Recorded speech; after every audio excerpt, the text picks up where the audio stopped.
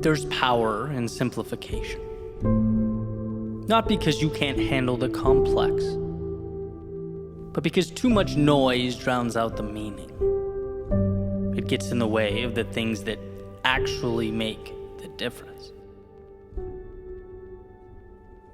Our blessing and curse is the finitude of our time. So by default, that makes the word no a gatekeeper to the contentment we feel in our lives.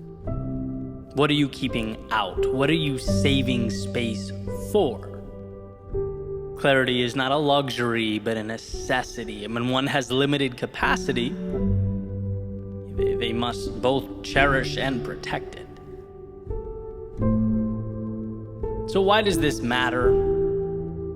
It matters because when you simplify things, the path is never as intimidating.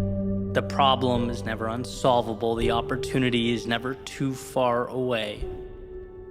It matters because we dress the solutions up in irrelevant detail and then call them the problem. We don't see things as what they are. We see them as stories we tell ourselves. We see too much, and it just so happens that the biggest leaps forward one can take in life are the result of not secret formulas or hidden answers, but in freeing ourselves of that excess.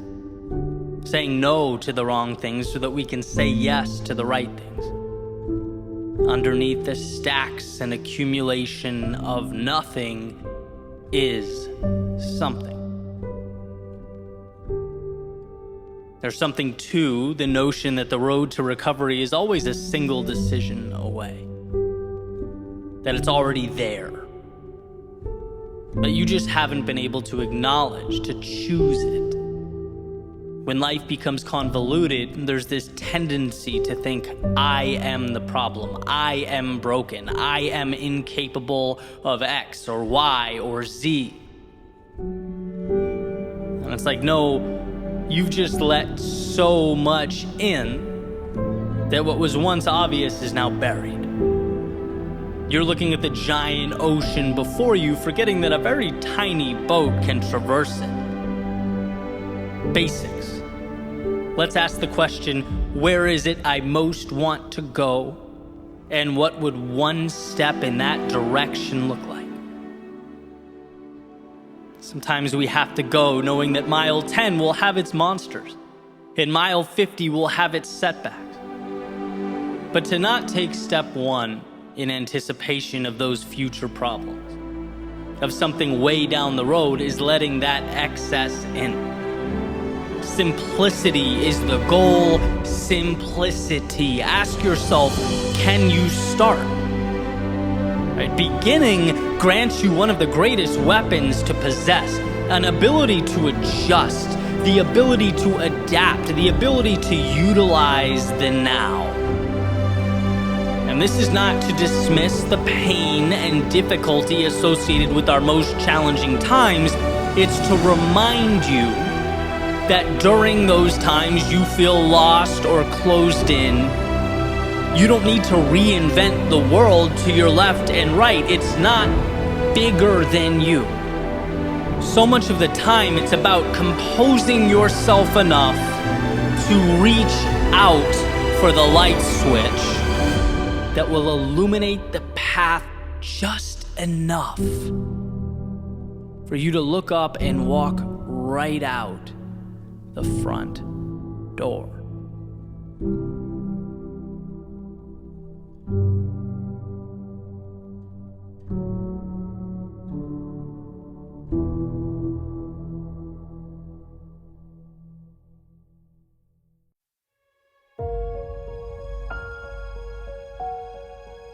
The hard thing brought me through hell, but also to that which exists on the other side. The hard thing prompted me to question and doubt, but also provided the pieces I used to build my confidence little by little. It made me ask the tough questions, the ones maybe I didn't want to hear the answer to, but also gave me the power to transform those answers I didn't like The hard thing meant forfeiting being the expert in my world in exchange for the role of student in a foreign arena. Gave me new ladders to climb, new possibilities to reach for. It showed that true growth requires a willingness to be the beginner. It took some people out of my arms, my circle, my work, and in some cases my life altogether, but always seemed to open the door to those souls better aligned, those conducive to the journey and the process. Let's remember what the hard thing is. Beyond the pain, because we all know it does bring that. Beyond the challenges, because there are certainly many. Beyond all that exists the hope and the change and the promise. Robert Frost says the best way out is always through. Through because it's the chaos, the haze, the darkness of night that shapes us. It's in being broken that we learn to rebuild our world with the pieces, and perhaps most importantly, we learn that such a rebuilding process is possible to begin with, that the now is not mandatory or permanent. The hard thing, as it turns out, is nothing more than a transaction. Turbulence for the view above the clouds, fear in the moment for confidence in the future.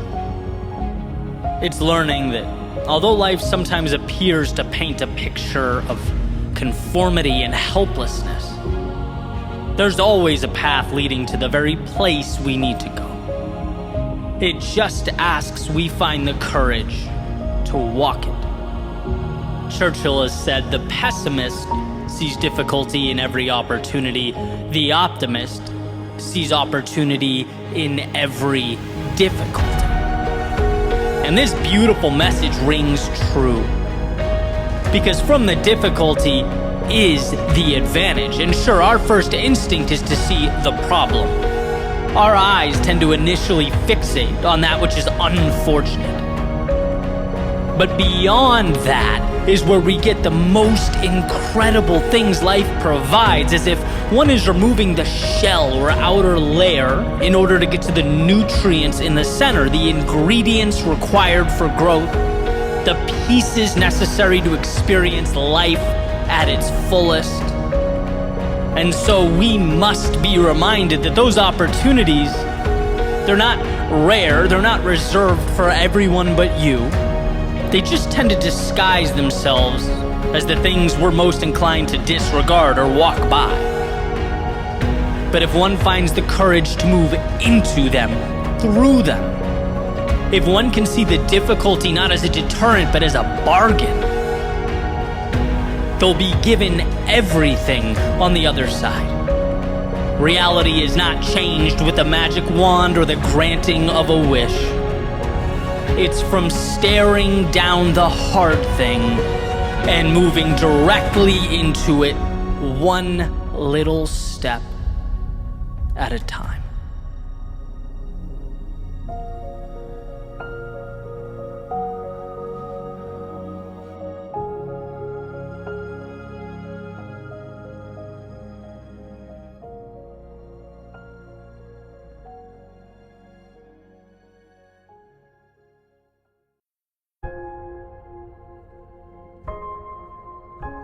Quite some time has gone by since the last letter I wrote to my younger self.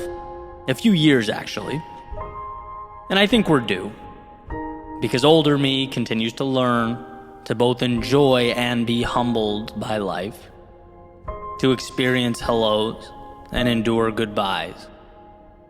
To win and to lose, to acquire and to cut away.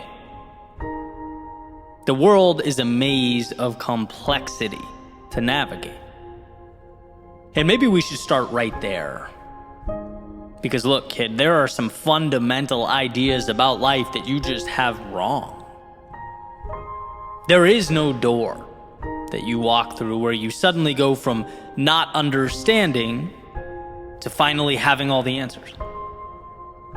Part of growing up is realizing how little human beings know about anything. And that's okay. What you'll understand is it's not a reason to run, it's a source of courage to draw from. Oh, but adults are wise, you might think. No, adults are just children with mortgages. You'll learn that, and as we all become renters, even that's changing, right? Oh, but him over there, or her, wait, them, they have it all figured out. No, they just walk with conviction into their individual unknowns. That's all. Oh, but there has to be some certainty. We have to know some things for sure, you might think. Well, certainly we do, or at least we think we do, but you have to understand, 150 years ago, science said bleeding someone out would cure them of their illness, right? Our pursuit of truth is crucial, but it's a work in progress. Life is a work in progress. You are a work in progress. So what am I talking about? Why does this matter? Because I don't want you to think that you are ill-prepared to venture further into your potential. I don't want you to think that other people have what you don't, that you're not enough. The world around you is chaos. It's a mess. It's clay. Some people use it to build and create and shape their reality, and others, well, others don't. The kicker here is that nothing is built if you don't first give yourself permission to take the unknowns and make something with them. Once you understand that there is no secret code that must be figured out, you free yourself to explore and capture the essence of being alive. Again, life is messy. So go flail around, wander, go get lost. Who cares? You see what I'm saying? You can watch from afar, succumbing to the illusion that the world is some meticulously constructed orchestra where everything's playing in unison. Or you can dive in and make your own music, dance to your own melodies, because there is no perfect. There are people who stand still and people who pick up the pieces as they go. Next, and very closely related, younger me, give yourself a chance. Try things. No, more things, bigger things, terrifying things. You see those posters of people you have hung up on your wall? They're not of a different world. They're people like you. Right? But they decided along the way that they would try. That they would step out of line, break some rules, push life, and see how hard life pushed back. Younger me, on my college essay, I referenced one of my favorite quotes. I attributed it to Mark Twain. Turns out it wasn't even by him, but hey, life goes on, right? It said, 20 years from now, you'll be more disappointed by the things you didn't do than the ones you did do. So throw off the bow lines.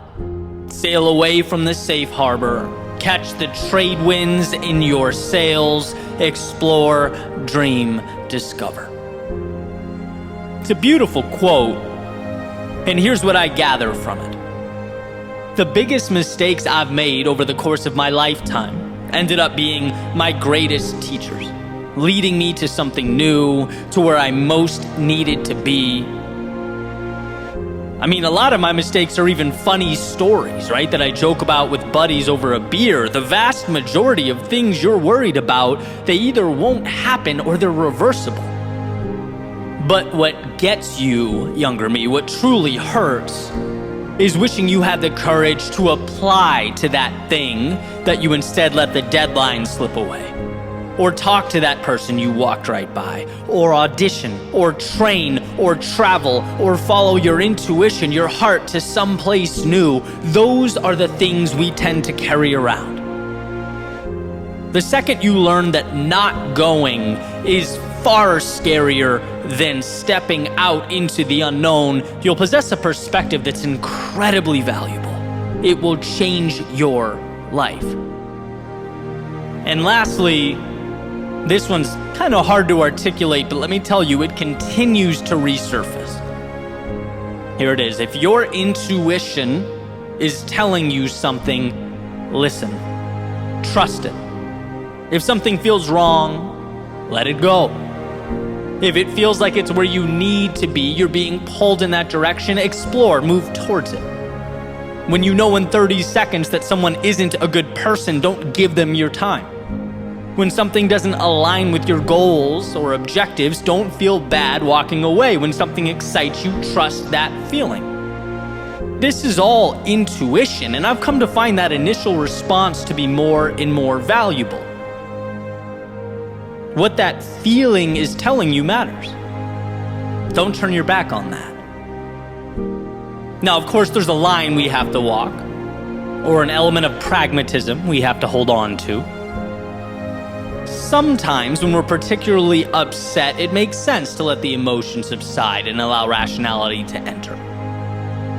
But this is more about being aware of who you are and what you want, right? Don't talk yourself out of what you know you want and into what you know you don't. Life gives clues.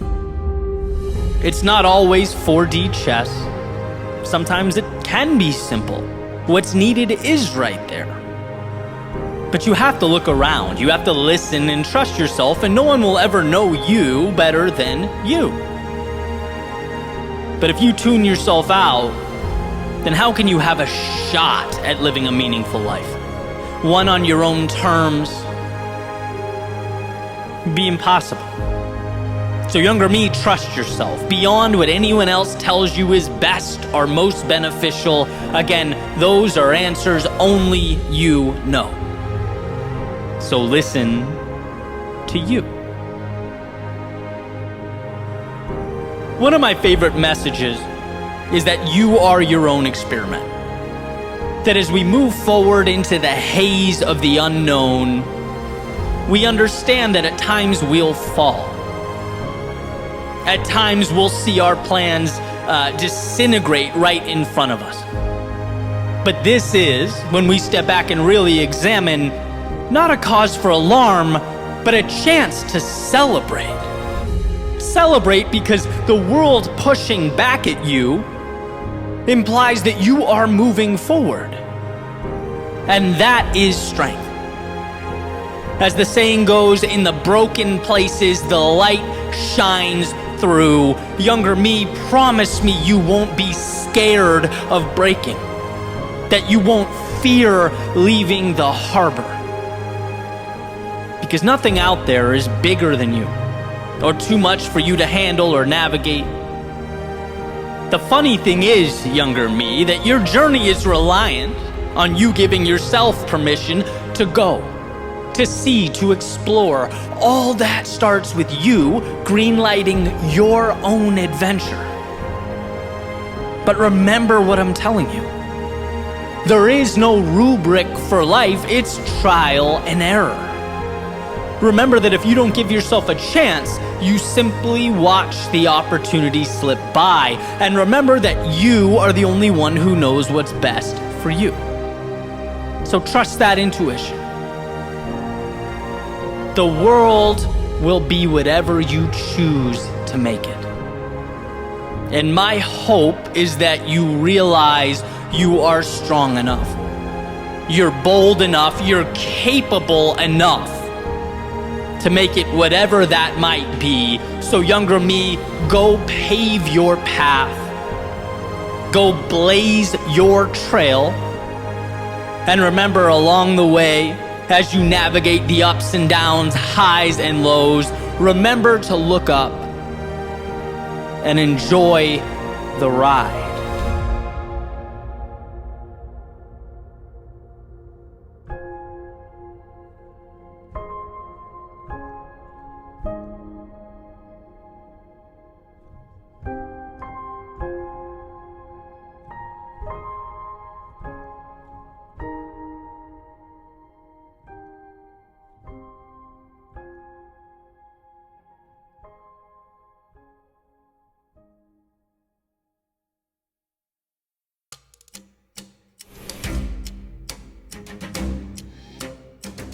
I used to think it was 100%. How do I get back to 100? Let's get this fully charged.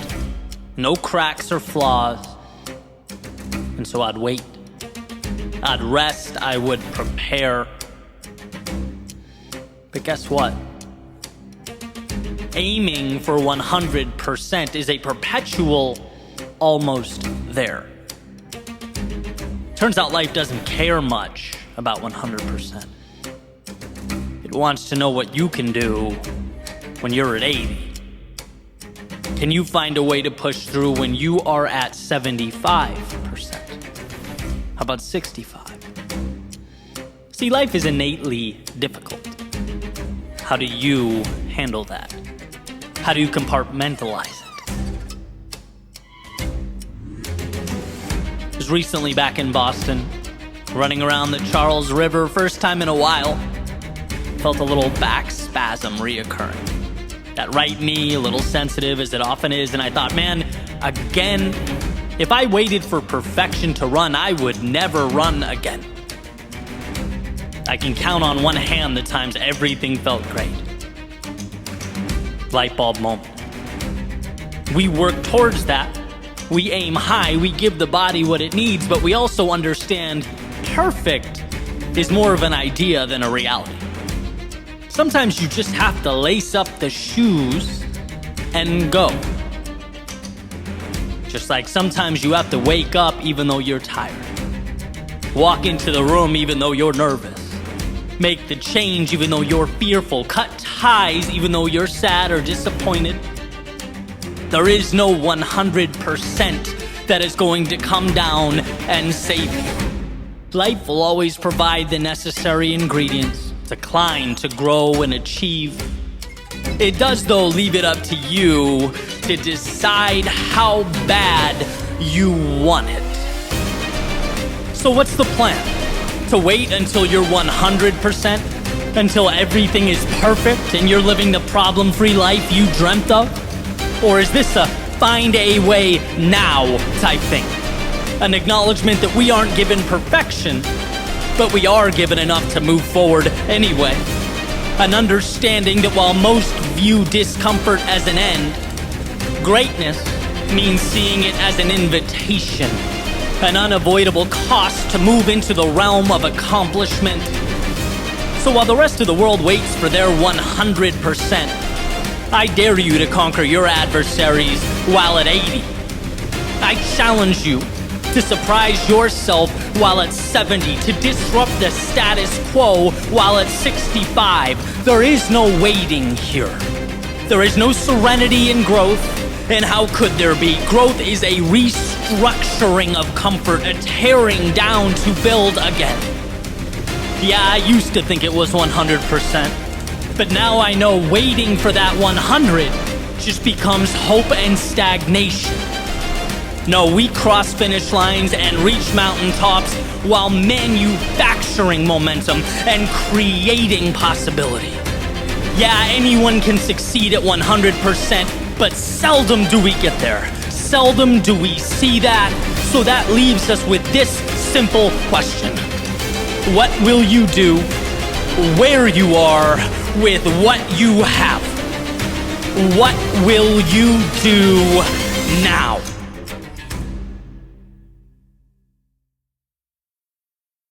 There's a point for everybody where, life tells you directly or indirectly that it's time to level up, right? And I think that's a good thing. Life is a staircase where, the climb to that next step is uncomfortable, but then you get there and things sort of normalize. And in your soul, it's time to take that next step, right? Step up again, and that step is going to be just as uncomfortable as the one before. It's going to be different. It's going to be bigger.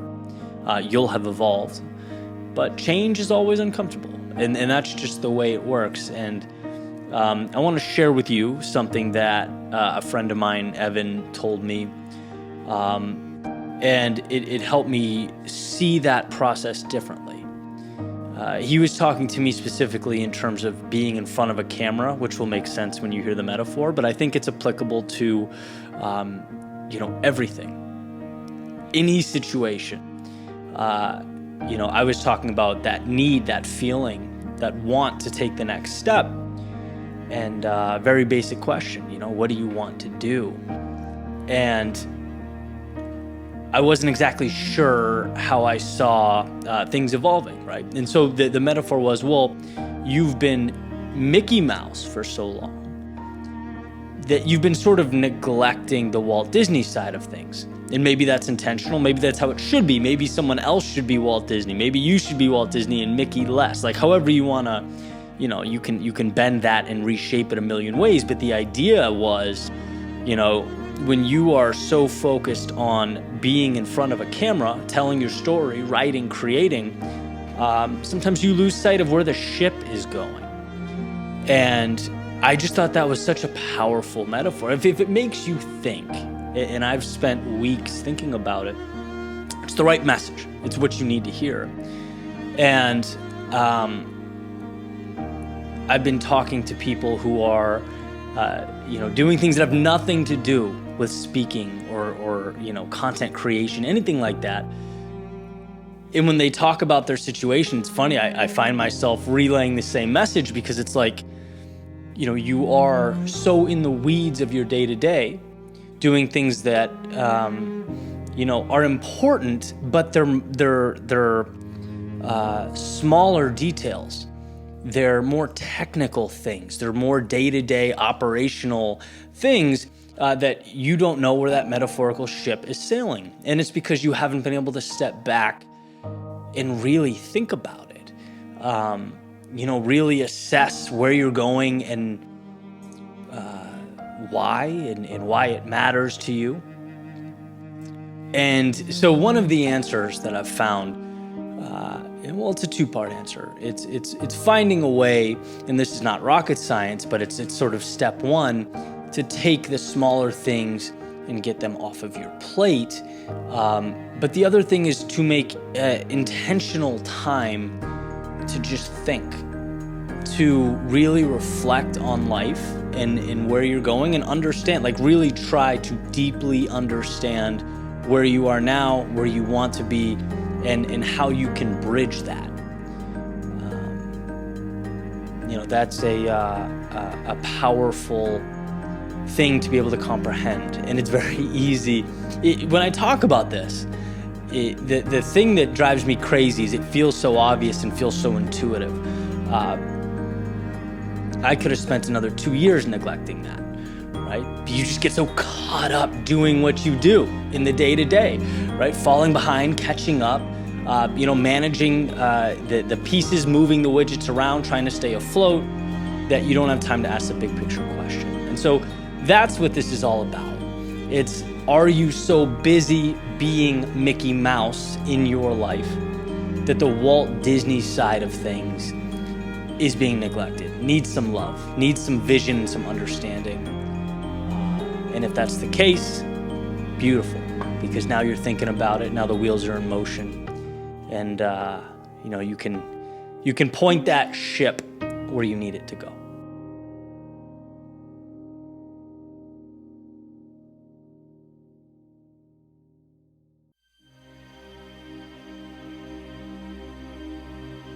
There's a saying that just because you spent a long time making a mistake doesn't mean you need to continue making it. There's an incredible advantage in life for those who can separate past and future, who can recognize sunk costs and walk away from the past, move on to new things. But here's the challenge, right? Like so many things, our instinct is to preserve. But I've invested so many years. I've spent X amount of dollars, and maybe I don't like where I'm at, but look how long it's taken me to get here. Well, here's the reality. That time is gone. That money is not coming back, no matter what you do or what direction you take from here on out. There's no reason to think you have to maintain the same trajectory or hold on to a specific identity or pattern of behavior. Yesterday isn't the focal point here. The goal is simpler. What matters now, and how will you get there now? You've grown, you've evolved, you've changed, and your targets have shifted, so why shouldn't you? The idea of sunk costs is so important because it's essentially realizing that you're not indebted to the resources you've spent or exhausted. There's no need to be a slave to previous decisions that you've made. No, just chalk it up as an integral step in your learning process, an aspect of growth, and move forward to what matters, to what you care about. And if that seems obvious, I challenge you to think about the decisions you've made over the last year, and I guarantee you've let factors affect your decision-making that are irrelevant to your goals. Because we feel this camaraderie with yesterday, like there's a debt to be paid, but man, life is too short to run in place. If it's not pushing you forward, drop it. If it's not what you need, forget it. In other words, don't be one of those people that wakes up and makes the same mistake every single day because you've spent a long time making it. See, reality only exists in your head, and that's why it's beautiful. You can unlock the cell door and walk out. Don't lose sight of the greatest gift you have. The new beginning that lives in every second, where you can take a turn you've never taken before, remove the mask and play a role you've never played. Let that sense of excitement pull you to new things. Let go of what you can't change and pursue what you can. Forget the time spent. Think of now. Where can you invest now? Your surroundings didn't magically arrive. You chose them, and you can just as easily take that wheel and leave. Simple formula. What is best for you, and how do you get there? Not where you feel obligated to be or expected to be or pressured to be. Where do you need to be? Everything else is noise. Everything else is a rope keeping your ship on shore, and you are not confined to that harbor or yesterday's destination. You're built to chase the horizon, follow your curiosity into the sunset. You don't make decisions based on yesterday's story. You sculpt it with tomorrow's possibility.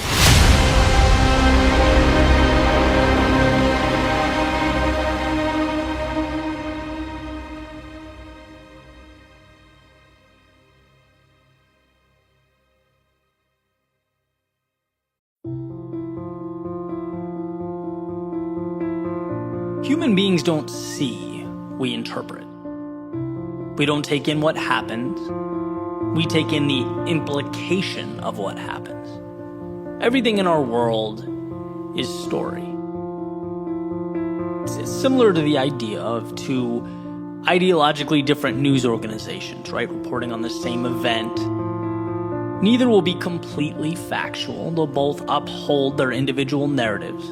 They're not black and white. They're interpreting gray space. And our individual lives are no different. We are our own broadcasting channels, using data to support our individual narratives. See, we know what the story's going to say before the story occurs because we will make it so.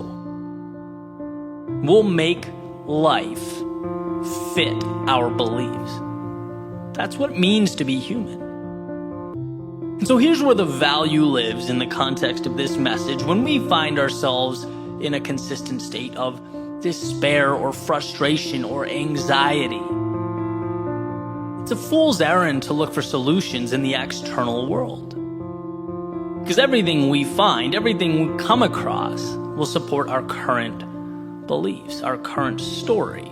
That's what will keep playing in our heads, and it's why money can't bring fulfillment, and another person can't take you from incomplete to content. It's why status will never equate to happiness. Those acquisitions are like putting premium fuel in a car with a broken engine. It's just not the answer that we hoped it would be. To change your world, you must change your story. Whatever it is that needs to be changed. The location, the objective, the characters, maybe the journey altogether. But it's the neural network behind your eyes that must change, not the detail it takes in.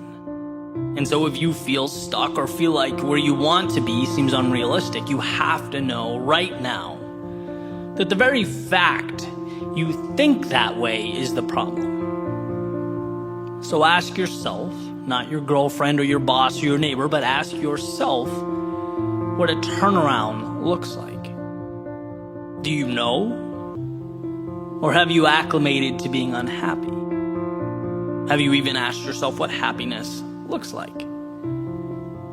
Or is your personal broadcasting channel so hell-bent on ensuring your life outlook stays the way it is that it's not even paying attention to the data it takes in? See, I believe wholeheartedly that the first step in any facet of transformation is remembering that you have control, that things in your life that bring you down or hold you back can be changed. In fact, the very things working against you can work for you. But you have to be aware. You have to think about it. Now, I'm not a believer in magic, right? I don't think you sit back, say, I don't want to be unhappy ever again, snap your fingers and smile until the end of eternity. But I do believe that once we're aware of our manufactured shackles and our self-imposed limitation, we can start chipping away, doing the 1, 2, or 3 small things every day, tiny swings at the tree until it falls.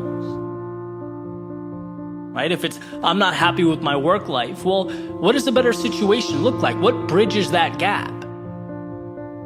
I'll wake up 20 minutes earlier on weekdays and master Microsoft Excel. I'll send one message on LinkedIn asking an expert about the field I want to move into. I'll read 20 pages a day in a book related to business. You think those things are small? See what they look like compounded in a year. Not only that, this is the most important part. You are taking the power back. You're taking control. And that's what feels good. That's where we get our identity.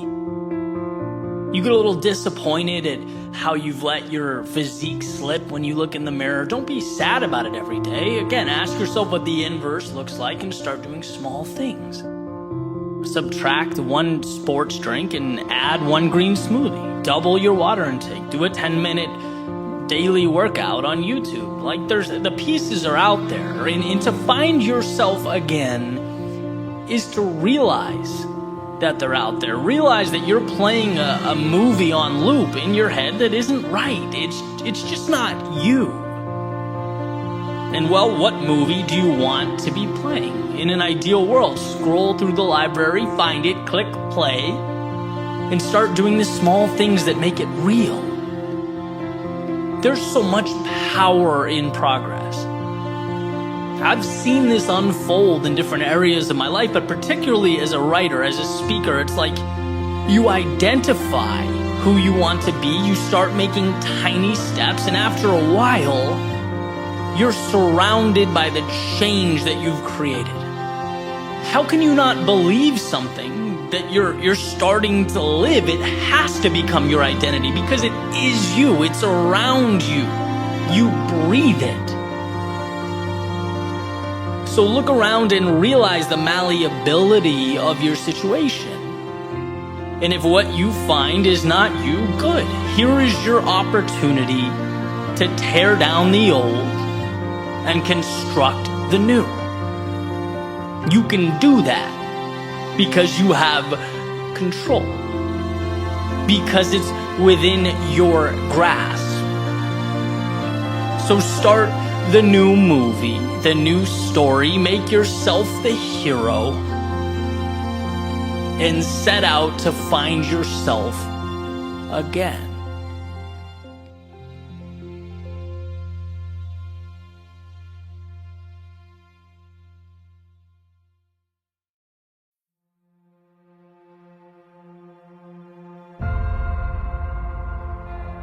Let's right out of the gate draw a line.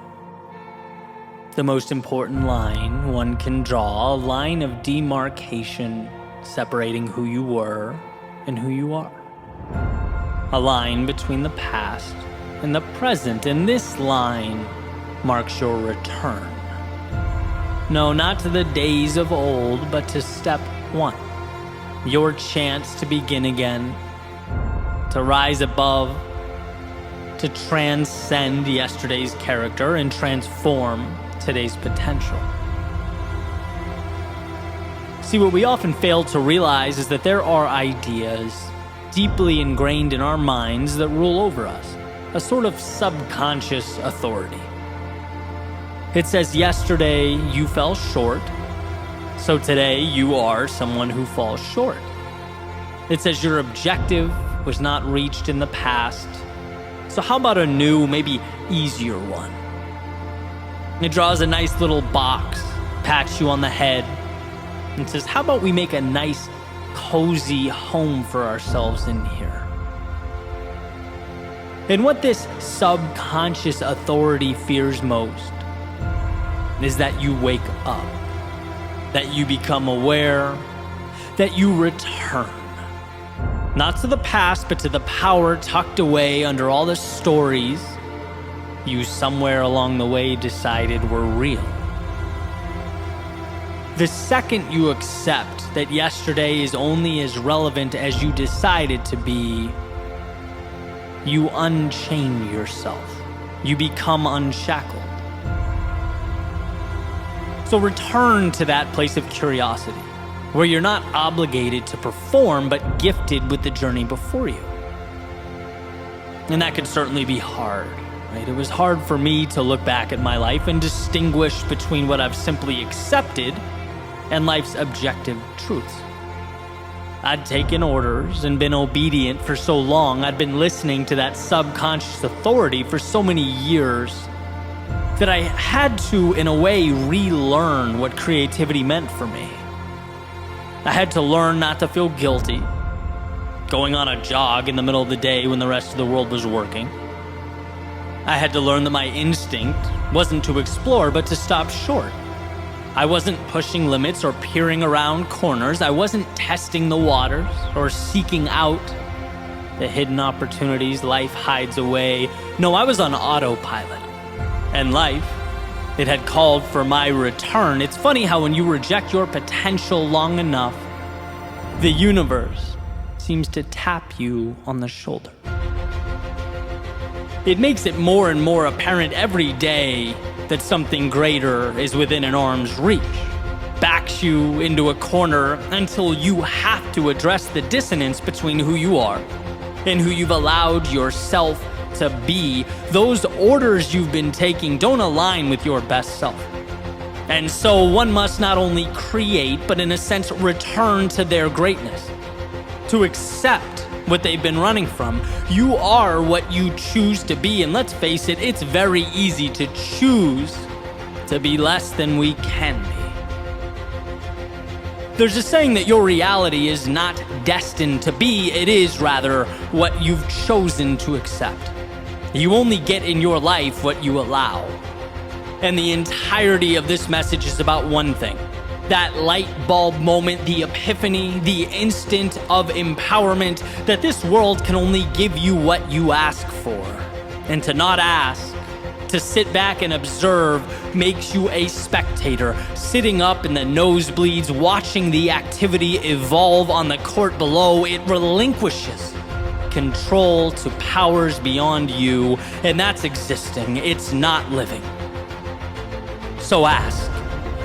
Ask life for the things that lift you up and elevate your existence. The reason a book metaphor works so perfectly in my mind is because when one opens to a blank sheet, they can write about anything.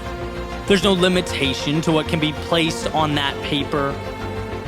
And sure, our proclivity may be to continue on the legacy of last novel's cast and characters, but it's by no means required. In fact, with that pen in your hand, you can craft a new world entirely, new places, new things, new relationships and ideas. new obstacles to face and defeat. A blank page can be and mean anything, and so every sunrise, every door you walk through presents in the same sense a blank page. Realize that there's no obligation to perpetuate the past or continue on in the same way you arrived. No, this day is yours. Take hold of that self you've hid away. Find the courage to unshackle yourself from how you were once seen by your friends or your teammates or your co-workers. Level up and understand that you don't owe the world any type of explanation. Remember, you're not here to conform, to obey, to live a life of obedience. No, you're here to poke, to prod, to explore, to follow the nagging curiosity, to embark upon the adventure that is life. When you understand that you are not your past, when you see that the person you were has no control over the person you are in this moment, you are free. So with eyes wide, a beating heart, a head held high, step into that world. Because if you live with conviction, with absolute certainty, that life may not always be easy or intuitive, but it's there for you. When you see not yesterday's constraints, but tomorrow's hope, all roads lead to an evolved existence. It's not about perfect, and it never was. It's about understanding that the past has given you everything you need to break away from its grasp. It has provided the lessons, it has knocked you back, pushed you down, and tested your resolve, all for this moment. This second, the chance to return to the greatness that has been tucked away for too long. Again, no miracles, no rabbits out of hats, just you allowing your greatness to emerge from this step forward because you can, because you have that ability, because it's who you are.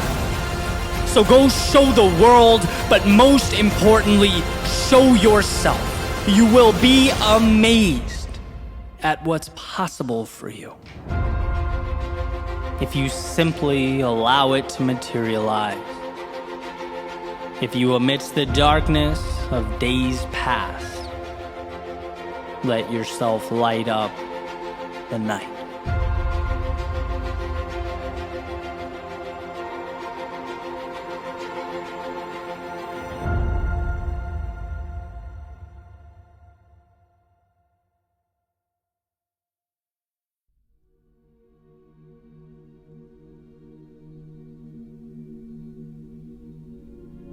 It's not about what happens to you.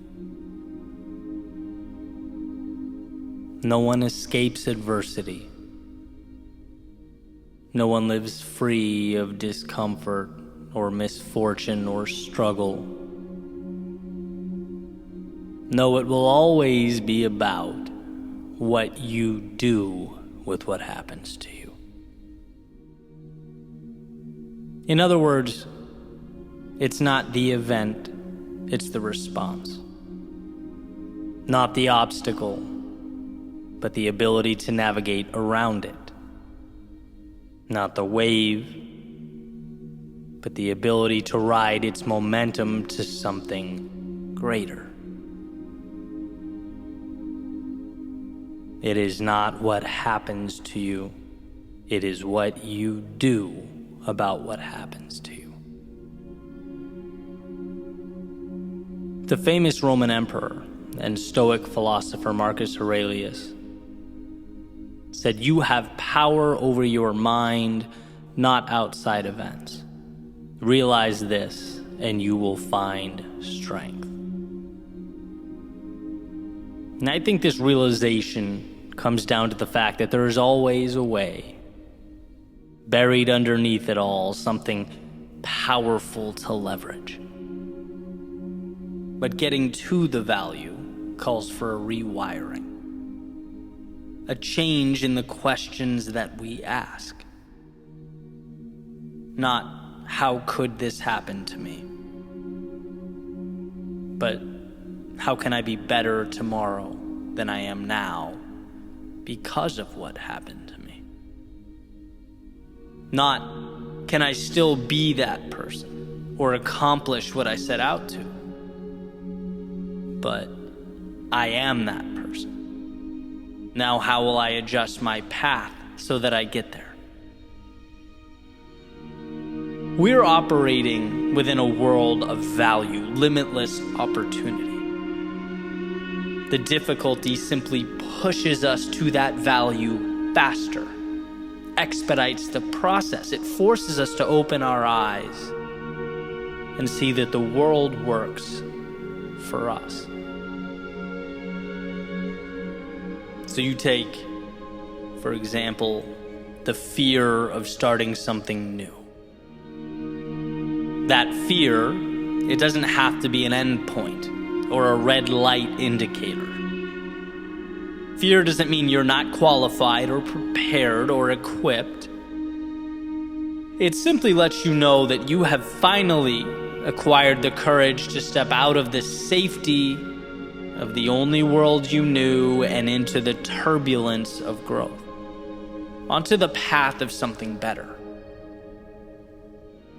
And where it's easy to move away from that feeling, to turn your back on the chaos and retreat to something simpler, maybe something more predictable or contained. What if you viewed the fear as the price that we all have to pay to pull the curtain back on the best things life has to offer? Changing the question from, will I be afraid, to instead, this is important, this is meaningful, therefore it's inevitable that I will experience fear, but what will I do about it? How will I conduct myself amidst the fear? Will I continue forward? Those are the questions that contain the value. Right? I can't keep the water from rising or the walls from caving in. No, that's an inevitability where I'm going. The worthwhile road always has its adversity. But will I use that water to learn to swim? The walls to climb, to adapt and scale? What will I make of this? That's the question that becomes the difference. And sure, you could stay away. You could choose not to take the path that presents the danger and the turbulence. You could attempt to contain the world around you by simply refusing to experience it. But then, of course, you become presented with the question, why intentionally refuse to cash in a winning lottery ticket? Why diminish your gift in such a way? If it's not what you look at, it's what you see. Why see the world as an adversary? Why see yourself as less than you are? The saying goes, when you fight for your limitations, you get to keep them. You'll never exceed the person you've decided yourself to be. And yes, the world can feel intimidating. It's unknown. You in many ways can't control the characteristics that make life what it is, but you can always control you. Just like you can't control the wind, but you can adjust your sails. You can't control the tides, but you can predict and plan and execute accordingly. You control you, and that is where the power is. And of course, there's going to be times where that's hard to see, when it's not your first instinct to find the value. Take, for an example, a change, a loss, the end of a relationship, the point where people tend to feel their lowest. It hurts to have something and lose it. To have what you were once so sure about challenged, what you once believed in called into question. But this doesn't have to be a referendum on you as a human being, right? Sure, you made your mistakes, but you have the opportunity to dwell on them or to acknowledge them and ask the question, I know what I know now. How can I be better than I've ever been in my life? How can I position myself to get more of the good and less of the bad? Same idea, different context. When those walls feel like they're crumbling down, you have to know there is more on the other side, just beyond what the eye can see. And this isn't just an idea I play around with in my head. I make a concentrated effort to think this every time something goes wrong. When my first reaction is emotional, my first emotion is anger or frustration. It's like, take a breath, compose yourself, and start looking for the value. Because here's the truth, the world is not going to end today. There's going to be a time down the road when I look over my shoulder and right now is a distant memory. What will I have done with it? And it's the times that might have broken you that contain the greatest transformation. I like to say the greatest tragedies or the hardest times made me who I am today. The losses taught me that I had everything I needed. The failures showed me what I'm capable of enduring. The times I was let down taught me to depersonalize the shortcomings of others, but to simultaneously hedge against them. The times I was lost showed me we only discover or meet our potential when we leave the little day-to-day realities that we create. Why? Because we are in control.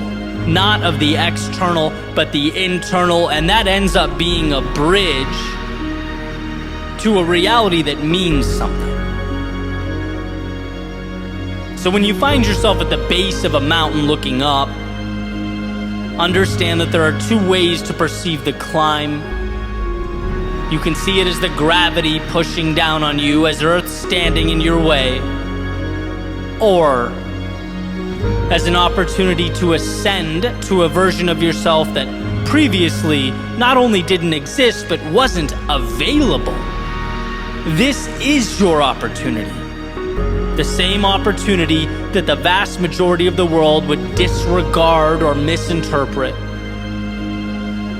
that most would feel fear of and be dissuaded by. Most would live in the stories about who they aren't and what they aren't capable of, but not you. You didn't place that mountain before you, but you sure can extract the value from it. All you have to do is decide that you're capable, and that the meaning and the value and the freedom of tomorrow means more than the discomfort of today. If you allow that for yourself, you will become truly unstoppable. Not because the path simplified or got easier, but because the traveler trusted himself to walk down it.